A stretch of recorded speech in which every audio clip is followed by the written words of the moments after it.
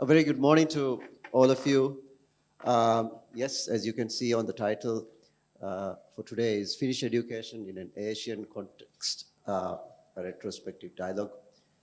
If I remove the conference-friendly title and just go with what we are actually trying to do here, it's just me and my colleague here trying to tell you a story about a school that we are very passionately involved in, have been involved in for the last 5 years.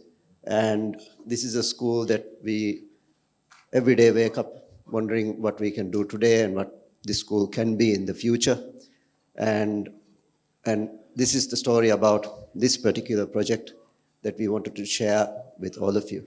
But since we are from a different country, we are not based in Malaysia, I thought maybe a good place to start is to explain a little bit about who we are and where we come from. So click.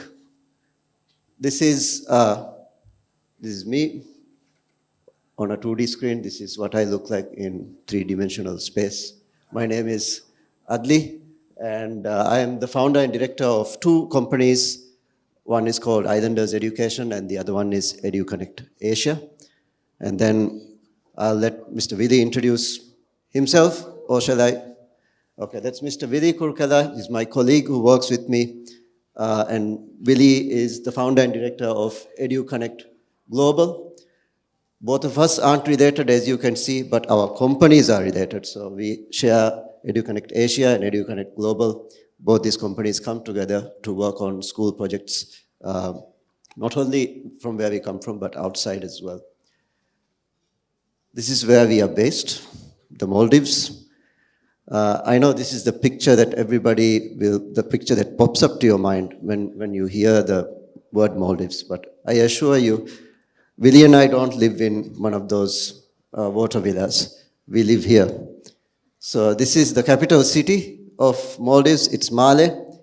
It's 2 square miles. I walk around it in 40 minutes. One of the world's most densely populated cities. There are 150,000 people. I walk around 150,000 people when I do around Male. And this is where all our bigger schools are located at the moment. And it's the center of the entire country. The country is made up of 1,200 islands, and this is one of them. And I think it's important before we go into our school to give all of you a little bit of a context and history of where education comes from in the Maldives. So the picture that you see here, the one on the black and white one, is a picture from the 1940s. And you would think that Steve Jobs invented touchscreen tablets. But here is the original one that you see here. The lady, the teacher, is writing on it's a flat bowl with sand on top, and you would write with your hand. So that's, I think, where Apple got the idea from. I would like to think so. And when you want to erase, you just wipe your hand and the whole thing is gone. Next lesson. So that's what school looked like back during the day.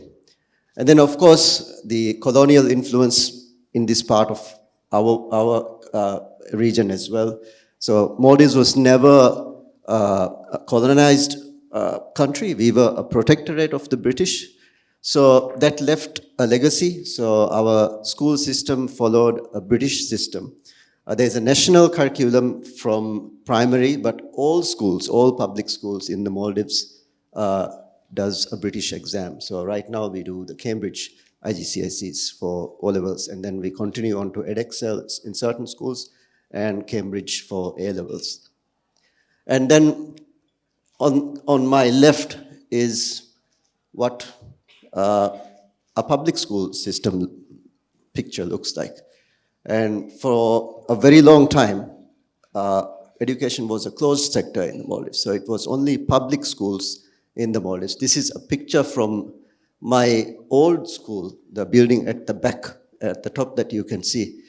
So it's a very typical system. I think most of you here might be familiar with So here you see the morning assembly. All the students will line up outside the classroom. We will sing the school song, and then sometimes we recite ayats from the Quran. There will be a speech by the headmaster, and then we go and do our work in the classrooms. And a typical classroom looks like this. And just to give you a little bit of a flavor of what school was like for me back in the 90s. So this new building with these columns wasn't there, so there used to be a tree there. And during recess, all the kids are there. And then we had an absolutely brilliant headmaster. And then I don't know about you guys, but if you have a great headmaster, these people have this uncanny ability to just show up out of nowhere, you know. So I remember once when the tree was there, some friends and I, during recess, we climbed the tree. And as soon as we did, the headmaster came and said, freeze, out of nowhere. And then we were frozen on the tree, and the recess was over. All the kids went back to their classrooms, and just 3 of us were up there in the tree for one whole period. But that was what school was like. We don't do that anymore. But we grew up in that kind of a school environment where these kind of little punishments we didn't see really as punishments per se or embarrassments. We kind of felt like, yeah, we deserved that one. And our headmaster, who's called Mr. Omar, recently passed away, and the whole country showed up for his funeral. And everybody came because out of very deep respect we have for him. And then I certainly miss him now. And whenever, you know, I feel like, okay, I need a little bit of discipline in my life, that's him living through me. So that's just a little anecdotal story about what public schools were like back in the day. And in 2008, government, after 30 years of the same government, we had a change. And there were new ideas that came in to the education sector as well as other sectors. And one of this was allowing private parties to participate in the provision of education. And our company, Islanders Education, was very fortunate enough to start the first private international school in the capital city. So that's what our first school looked like. This was in 2008. We added a little bit of color to the school, and then we said things nobody has heard before. We should have STEM in schools. So the curriculum was an international curriculum, an international education franchise that came through an Australian-inspired curriculum system, but we went all the way up to IGCSEs in the end. And there's a photo of some of our students sitting on a beanbag. At the time when we put beanbags in classrooms, we had a beanbag gate, a huge issue. Why should people have beanbags in classrooms? This is not a sit-in room. So this was the kind of reactions to even these kind of little things when we changed the status quo. So that was what it was like back in 2008. And fast forward 15 years, so we've come a long way. I took my real holiday last year with my family, and all these years we've all been working together to build all of this. So we are now present in 11 islands with 13 schools. We have different brands of schools at different fee points. We operate one of the lowest fee-paying schools in the capital city and also the highest fee-paying school in the capital city. And then a lot of the spread, so the capital city is somewhere in the middle. That's the map of the Maldives, and these dots represent islands that are there in each of these atolls. So a little bit of a statistic here. Our schools currently represent 23% of all students from grades 1 to 12 in the private sector, and 52% of students, preschool students, in the private sector. So this, I wanted to put up this slide just to say this does not get lost. This is actually a very huge responsibility on a private company to make sure that when we have these numbers of students represented in our schools, what we do really does matter, and it has a wider effect on the industry, on the sector. And a lot of our time, Vili and my time, is spent on talking about small things related to school as well as talking about big things and the big picture. And every Monday, we take time out from school, from the daily grind, and just go to a restaurant that we call our office, and we sit there and then we talk and we imagine and we try to figure out what's going on and what can we do better and what is the future that we are trying to create. These kind of really big questions we ask ourselves, and something that we have learned over these years when you are thinking of the future, which I think is very important for an educator to really ponder all the time, is we receive little signals from the present day. And when you try to look at these signals, you might see a pattern even of these signals coming from your past experiences. And based on that, we need to make a call sometimes and tweak something that we are doing, or we need to entirely change the direction of what we were doing before. So Finland School is actually a story of where we completely changed our direction based on signals that we were seeing in our schools. And I'd like to share you a very personal story. I've never shared this story before. Sometimes it's important to understand not the aggregate statistic, but personal stories that are about students in the school to understand what we are doing, whether we are doing the right thing. So this is a story about a student that I've known for 15 years. So she joined Billabong High, and just before coming, a week back, I actually asked her, she's 25 years old now, she's a woman. I'm proud to call her my friend. I asked her whether it's okay for me to share this story in a public audience, and she said, the first thing she asked was, is this being live streamed on the internet? I said, no, it's not going to be live streamed. And she said, I said, are you going to use my name? I said, no, whatever name you choose, I could use. So she asked me to call her Emma. So she's a literature fan, so I think this is a Jane Austen reference going on here. So Emma, so I met Emma when she was 9 or 10 years old. She's one of the first students to join our school. And the first time I met Emma in her class, I went, this was a couple of months into the school. I went to the classroom and I asked, how's school? How is this school? How are you guys doing? And then there were some answers, and then Emma put her hand up and she told me, can you rephrase the question and say, what is wrong with this school? So I asked, okay, what is wrong with this school? And she said, the Islam teacher does not know answers to a lot of questions that I ask. So then later on I went and asked the Islam teacher. I got this feedback from a student in one of your classes, and she said, you don't provide answers. And he was like, there are some questions that I cannot answer. I said, what was the question you got from this class? And Emma had apparently asked the teacher when there was a lesson about heaven and hell, and she wanted to know how hot hell was in degrees Celsius.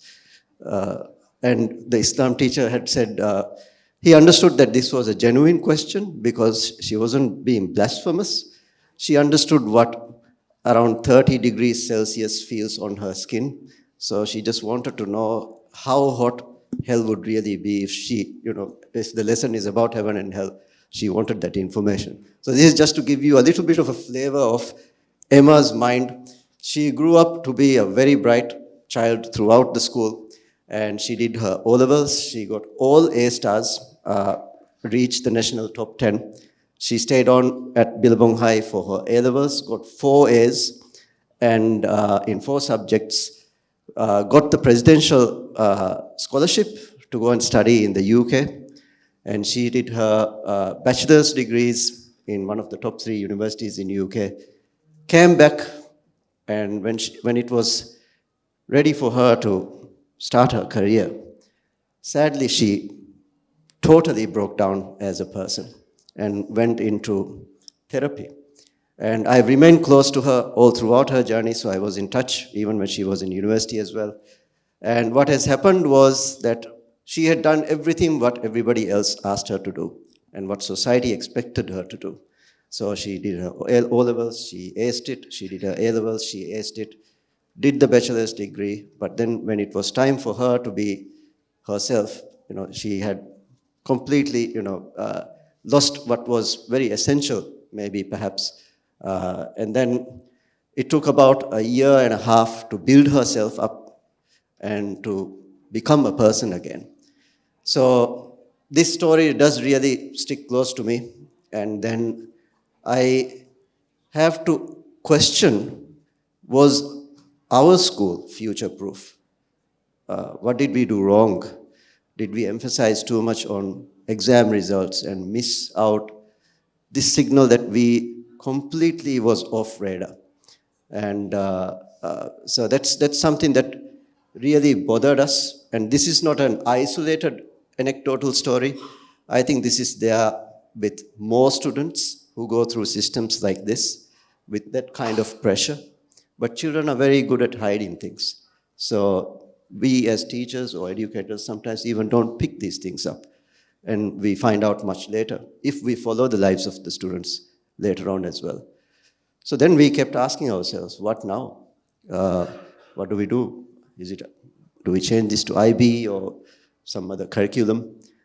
And I remember yesterday's presentation from Greg. He said, don't panic, just spend some time when you have a problem like this. So that's what we did. And we completely popped this bubble and decided to look somewhere else, a completely fresh take of what else could be out there.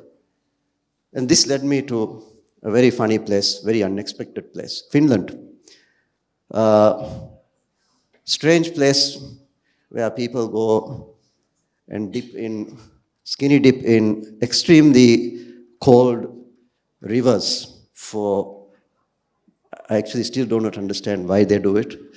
This picture here, I don't know whether Vili has done it. This is the wife carrying competition every year in Finland. So the wife is on the husband's shoulder and they have to go through an obstacle course every year. And I've seen this on YouTube. You don't know which one to feel sorry for, whether it's the wife or the husband. Really, you need to have a look. And then maybe an explanation for all this strange behavior could be how much coffee Vili and his people drink. Apparently, Finland people drink the largest consumption of coffee per capita in the world. But having said that, there are some other things that Finland is good at as well.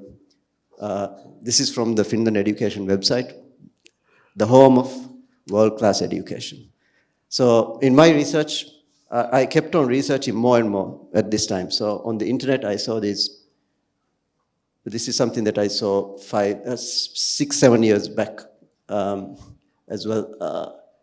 So here, this is a stat about Finland. Their high school graduation rate is 93%, very impressive. About 2 to 3 students in Finland will go on to college. In 2006, Finland was scoring the highest in the PISA OECD ranking. They've gone down a little bit since then, but they're still at the very top 10. Students get plenty of teacher interaction, even if you compare it to a place like the United States or elsewhere in Finland. And wow, standardized testing is kept to a very minimum compared to other systems. Very highly skilled teachers. All teachers in Finland have to have their master's degree. They need to study for 5 years, if I'm not mistaken, before they get, you don't usually stop at bachelor's. You need to move all the way up to master's if you want to become a teacher. And in Finland, teachers are more revered than doctors or lawyers. So another great thing. And then this was the slide I liked the most. Kids have more time to be kids in Finnish schools. So I thought to myself, what am I doing looking at this stuff on the internet. Boom, I flew to Finland.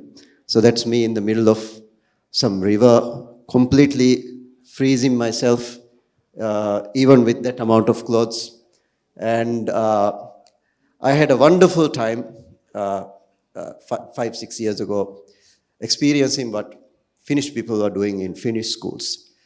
So some very different things. I walked into a school and it didn't feel like a school. Sometimes I saw kids, sometimes I didn't.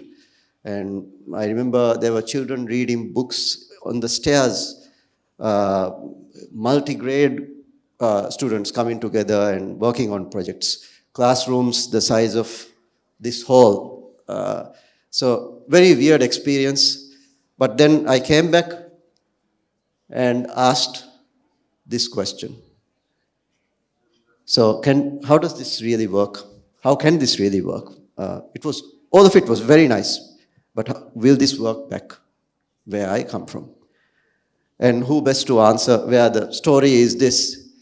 So who best to answer this question than Mr. Vili, who came from Finland and actually tried to answer this question in a school setting. So I'll pass the floor to Mr. Vili now.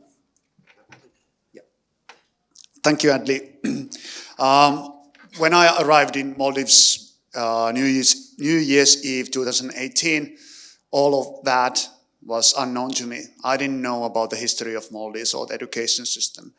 But what I did know was what Finnish education is all about. And after 15 years working in schools, being a mentor, teacher trainer, working with dozens of schools, hundreds of teachers, I felt like I'm the big shot. I know Finnish education. Open the door, we'll do great things here. Not to go into great lengths of what Finnish school education is all about, it is aiming for competencies. So it's based on building the future citizens and humans for them to reach their full potential. We don't compete, we don't compare. Teachers are trusted. We don't have school inspections. We don't have audit process. We don't have teacher evaluations. The principals, they trust their staff. We don't have ready-made learning plans or unit plans or lesson plans. Teachers from the curriculum, they create their units. Yes, we do have textbooks. We do have exams and tests and homework, but it is curated and decided and designed by the teachers. Okay, given that everyone goes for 5 years and is a master's in education, so there is a knowledge and experience before they enter the classroom. In the teacher training program, there are several teacher training practices in the university school, at public schools. So even the fresh teacher after 5 years of uni is highly skilled and ready to take the challenge. And last, I want to point out here that in Finnish education, we acknowledge all the students, whatever their level is, and try to guide and help them to progress on their level and celebrate. It doesn't have to be only the A+ or the excellence. So all the spectrum of the learners. So this was basically in my luggage when I arrived in Maldives, and I thought, yep, this works in Finland, it works in my classroom, it works in our school, other schools. But then very quickly, very quickly, I realized that the context dictates what works. So it's not something that you can take off from Finland and put it in place in Maldives or Malaysia or Thailand or anywhere. It has to be localized. It needs to be meaningful in the community, in the society, in the culture where the school is located. So a lot of things from Adly's side, from the company's side, a lot of things were given to us that you need to hold these values, you need to do these practices, but find a way how to make it happen in the Maldives. So then we look at some of the things. For example, the holistic basic education. It's all public school in Finland, but in Maldives we are working in a private international school. we do localized Finnish core curriculum 1 to 9, and then year 10, IGCSE. One might ask why. Well, we need to consider our students continuing from our school. And in this region, this is the exit ticket to any other country, to higher secondary institutes. So we don't want to create the dead ends that we don't have in Finland. Short breaks, frequent short breaks, 15, 20 minutes after 2 lessons. Go to the yard, play football, climb on a tree, do slides. Our secondary students, our 7th, 8th, and 9th graders, they play tag during the breaks. They go up the slide and down the slide, and they play football, and they socialize. Some sit down, fresh air, read a book, enjoy the weather. But most of them during the yard breaks, they play like one would imagine maybe a 5-year-old would play. Our 15-year-olds, they are playing tag. And yes, it takes some time for them to cool down and get ready when we go down up to the classrooms. But after 5 years, the students know it's a part of their school day. In the beginning, it took maybe 10 or 15 minutes for the students to calm down after break. Now it takes them maybe 50 seconds and they are ready for the next lesson. We want to make the learning meaningful, purposeful for the students, and this is by carefully choosing what contents we are teaching them. When I arrived in Maldives, I was teaching year 3, and in the environmental studies we were doing about geography, and I asked a question that from my students, how many atolls are there in the Maldives?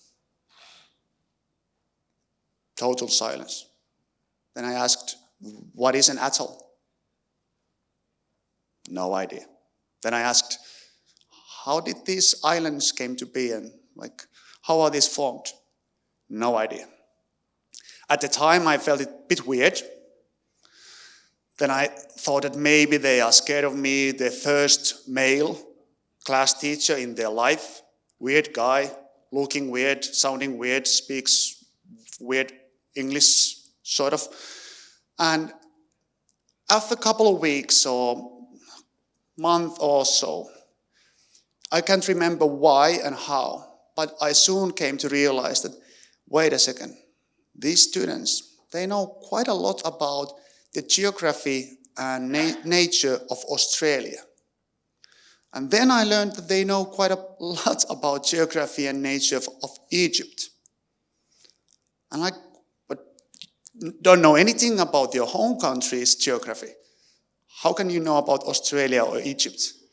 And then I looked at what they were studying the previous years. So the environmental studies, natural sciences books were based, the content was based on year 2 in Australia, year 1 in Egypt. Nothing against Australia or Egypt, but I would argue that for a person, more important would be knowing your own home country, the surroundings you live in, then looking into other countries as well. So what we do is, with the Finnish core curriculum, we don't teach them about the different wood types and birds in Finland or the winters in Finland. We localize that into Maldives, the content of and context of Maldives. We trust teachers just like we do in Finland. I don't pop into classrooms to evaluate. In our school, there's no these evaluations. They work in teams of 3. They do team teaching, planning, lessons together, and they are the ones who are actually responsible of evaluating whether they are doing the job correct or not. Each day, I mentioned this yesterday, there's at least 2 hours allocated and dedicated for our teams to sit together and reflect on what they are doing. So from the school side, we need to provide the time for them to actually do what we are expecting them to do. And last point I want to mention here is that every other school, they are highlighting perfect students, giving stars, top 10 achievers, putting the placards on the school wall. This is the result, competition winner. We celebrate every single one, wherever they are in their learning progress. High achievers, great. Mid, yes, you are making progress. Those who in inclusive education way, who are really, really struggling with academics, and when they do move forward, we celebrate that just as we celebrate the top achievers. That being said, Finland School in Maldives is an interesting, unique school, and we would like to, it's a very good excuse to come to Maldives, to see the results as well, but really, really come to Maldives and see our school. And also, a month ago, we helped to open Sempaka Damansara, shifting to Finnish curriculum for grades 1 to 3. And in the future, we'll get more Finnish flavor. There's 7 Finnish teachers, a new Finnish principal as well, working with the staff. So if you are interested to find out about that here in Malaysia, let us know. Or if you want to go and come to Maldives, welcome to come. Anything, Adli? Sorry, I think we are running out of time, but we'll run through the slides. So just to give you a picture of what our school looks like. So huge classrooms, the size of normal, 3 times the size of a normal classroom in our other schools. Students working in groups, and then the classes are designed in a way that if you want to have a smaller group, you have separations and then you can work in a closed group. And if you want a larger collaborative team to working on a project together, that's also possible. And furniture and fittings are all very flexible, and you can change your classroom any which way you want at any time to fit the learning style that's required. So that's a picture at the top when we started, and this is a picture of the secondary school that's there now. And I think, Vili, would you like to very quickly run through these? Yeah. Okay, so we have 50 students in a classroom. We call them hubs. 3 class teachers working with them, and in addition, subject teachers, SEN teachers, assistant teachers. Across the school, the ratio is about 10 students to 1. At the moment, it's 9.31, I think. But our sweet spot is 10, so we don't go beyond that. As I mentioned, 3 teachers, 2 local teachers, 1 Finnish teacher working in the hub, in the primary. In secondary, we have a transition year, grade 7, where 2 of the class teachers from primary continue with the students to 7th grade, because they know the kids and the kids know them. And then the subject teachers are there as well. So co-teaching in the secondary as well. 8 and 9 and next year 10th grade, co-teaching from year 1 to 10. And so one might ask, what are the results? Yeah. So at the end of the journey of 5 years, this is where we are. We've had 100% enrollment in the school. It's the highest fee-paying school in the Maldives, but yet we have enjoyed this figure of enrollment even during COVID, when it was, of course, a struggle for our parents to cope with fees, and then with a wait list even up until today. I know that our local teachers who were in the other system before now feel more empowered because they have this autonomy and trust in the classrooms. And I recently asked all of them who have been there with us since the very beginning whether they would like to change at some point. And all of them said no. And we have actually broken a lot of walls to get to here. And the status quo of education, even physical infrastructure, classrooms this size, is the first time that's happened in the Maldives. And then the great thing about this is it has a ripple effect. And government has considered this as a pilot project. And a lot of what we are learning from the Finland school of what works best has been adopted by the government. So, for example, the crafts room that we have in the Finland school is now become a mandatory subject for all public schools, and this was inspired by the project that we ran in the Finland school itself, where craft is a timetabled period where children learn not only craft but other subjects through working with crafts. And sorry, Vili, if you can click. And this, I think, in closing, is probably a nice slide. So going back to the story of Emma, what she went through. And this is a quote by a student who came into Vili's class as a 6th grader. And for 5 years, she has been studying in another school in the public sector. And Vili gave her a question when the student came in, "Who are you, 6th grader?" And this is what she wrote. "In the second semester, I changed to Finland school, and met Hub 6, the classroom kids. It was a weird Thursday because everything was so different. Students were so free and actually happy and excited to come to school." So based on that, this signal, I hope that this student will one day end up studying very well or figuring out what she wants to do and do something that he or she likes to do in her future and be somebody very different, and then somebody who could be, let's say, future-proof. So that's, I think, since we are running out of time, we have a couple of more slides, but I think we'll end it here. Thank you very much for listening, and hope you have a wonderful conference. Thank you.